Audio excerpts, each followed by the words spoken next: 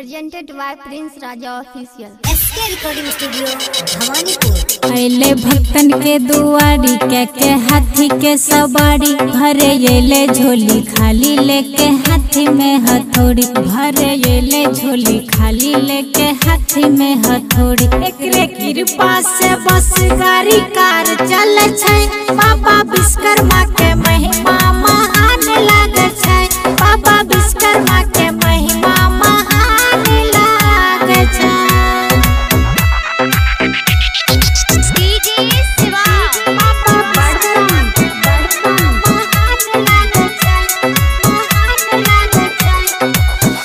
पूजे सारा जहान सुने लेके एकर नाम जे करे छै कुछु दान ओकर गने बिगड़ल काम चमके मंदिर बड़ी सुहावन लागे छै बाबा विश्वकर्मा के महिमा महान लागे छै बाबा विश्वकर्मा के महिमा महान लागे छै।